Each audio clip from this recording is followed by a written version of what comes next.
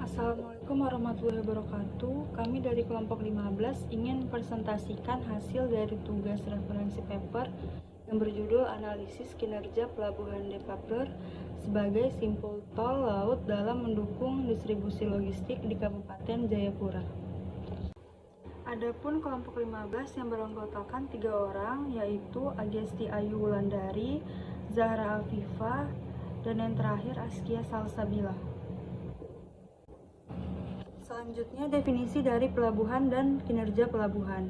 Yang pertama, pengertian dari pelabuhan yaitu salah satu simpul pertemuan antar moda darat dan moda laut. Pelabuhan juga memiliki peranan yang sangat penting sebagai pintu gerbang keluar masuknya kapal dan pendistribusian barang dari satu negara ke negara lainnya. Selanjutnya, kinerja pelabuhan. Kinerja pelabuhan merupakan ukuran performa operasional yang dapat dicapai oleh suatu pelabuhan dalam melayani pengguna jasa pelabuhan. Kinerja pelabuhan juga memiliki indikator yang sangat penting dalam menentukan efisiensi dan efektivitas operasional pada pelabuhan dalam mendukung kegiatan logistik dan perdagangan. Selanjutnya terdapat indikator kinerja operasional pelabuhan. Yang pertama, waiting time. Nilai waiting time-nya adalah 0 yang berarti baik. Yang kedua, nilai approach time-nya adalah 1 jam 35 menit yang berarti baik. Yang ketiga, efektivitas waktu. Nilainya adalah 80,52% yang artinya baik juga. Yang keempat, bird occupancy ratio atau biasa disebut BOR, nilainya adalah 41,13% yang berarti baik. Yang terakhir, yard occupancy ratio yang biasa disebut YOR, nilainya adalah 74%, yang artinya cukup baik. Dari paper yang kami review memiliki faktor-faktor yang mempengaruhi kinerja pelabuhan yang dikelompokkan menjadi 5 kategori. Yang pertama, manusia, yaitu perbedaan kemampuan pekerja TKBM dan tidak adanya tenaga teknis dalam bidang pelayaran dan kepelabuhan.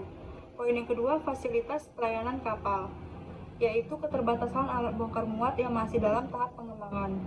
Poin yang ketiga, lingkungan, yaitu cuaca buruk yang dapat mengganggu aktivitas bongkar muat. Dan kondisi geografis seperti kerusakan jalan utama. Poin yang keempat, muatan atau material, yaitu belum optimalnya komoditas unggulan pada daerah tersebut untuk diolah dan dikirimkan. Poin yang kelima, yang terakhir, yaitu ketiadaan standar operasional prosedur atau biasa yang disebut SOP yang mendukung efisiensi pekerjaan. Baik, selanjutnya yaitu perbandingan dan analisis improvement dengan pengkategorian tradisional versi UNTAD. Nah, yang pertama yaitu terdapat pemanfaatan data multidimensi untuk mengatasi faktor lokal. Nah, di sini pada pendekatan ini dapat digunakan untuk pelabuhan Depapre untuk menambahkan konteks faktor lokal seperti masalah hak ulayat dan akses infrastruktur. Terus yang kedua yaitu peningkatan indikator operasional.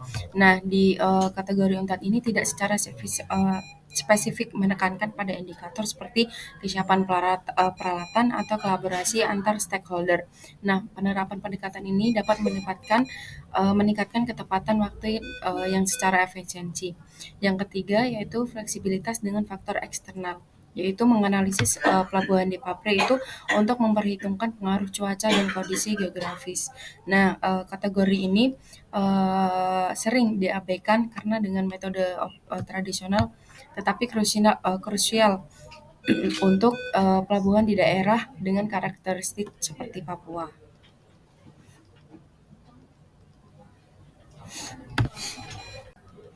Selanjutnya yaitu untuk menambahkan dimensi lingkungan. Nah, di sini pada pendekatan UNTAD itu hanya fokus pada efisiensi operasional untuk melengkapi di mana indikator terhadap pada ramah lingkungan seperti penanganan limbah dan dampak aktivitas terhadap masyarakat lokal.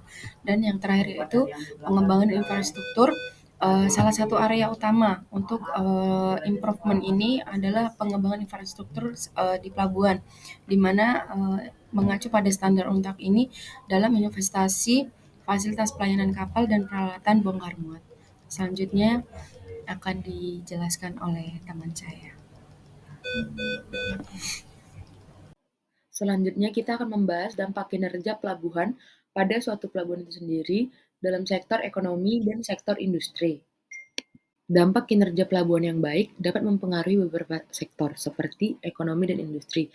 Yang pertama itu ekonomi, di mana terjadi peningkatan pada perdagangan internasional, karena ini dapat memperkuat posisi negara dalam perdagangan global, sehingga terjadi fluktuasi volume dan frekuensi ekspor dan impor, sehingga pelabuhan diharapkan dapat melakukan kegiatannya dengan efisien, agar dapat mempercepat proses impor dan ekspor barang di pelabuhan itu tersendiri. Kemudian ada peningkatan pendapatan negara, di mana pelabuhan dapat menggunakan infrastruktur mereka dengan efisien, sehingga mengurangi biaya operasional seperti transportasi barang di dalam pelabuhan itu sendiri, sehingga dapat menerima ekspor impor lebih banyak dan pajak yang harus dibayarkan tentu akan lebih besar. Nah, yang ketiga itu meningkatkan pertumbuhan ekonomi lokal, karena pelabuhan yang optimal diharapkan dapat menciptakan lapangan kerja di sekitarnya seperti fasilitas logistik atau bahkan sektor-sektor lain yang dapat mendukung pertumbuhan ekonomi di sekitar Jayapura. Selanjutnya kita beralih ke sektor industri di mana berdampak pada efisiensi rantai pasokan.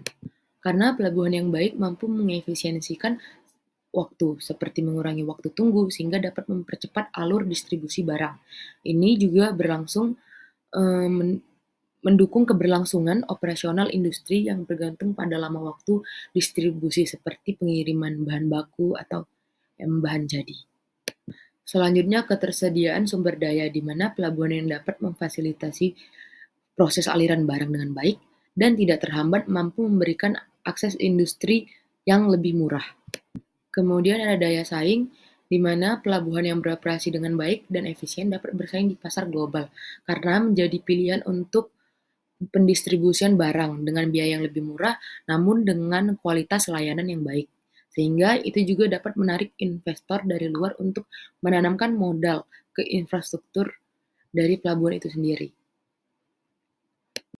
Maka dapat dilihat dampak kinerja pelabuhan Depapre di Kabupaten Jayapura memiliki peran penting pada sektor ekonomi dan industri pada pelabuhannya, di mana kinerja pelabuhan yang baik akan mengarah pada hal yang baik, seperti mengurangi biaya, peningkatan pendapatan, percepatan distribusi, dan peningkatan daya saing. Namun, jika kinerja pelabuhannya nggak buruk, maka dapat menambah biaya dan memundurkan perekonomian di Papua. Maka penting bagi pelabuhan dan pemerintah setempat bekerja sama mengelola pelabuhan agar dapat beroperasi dengan optimal untuk mendukung daerah sekitarnya. Sekian dari presentasi kelompok kami. Mohon maaf bila ada kekurangan. Wassalamualaikum warahmatullahi wabarakatuh.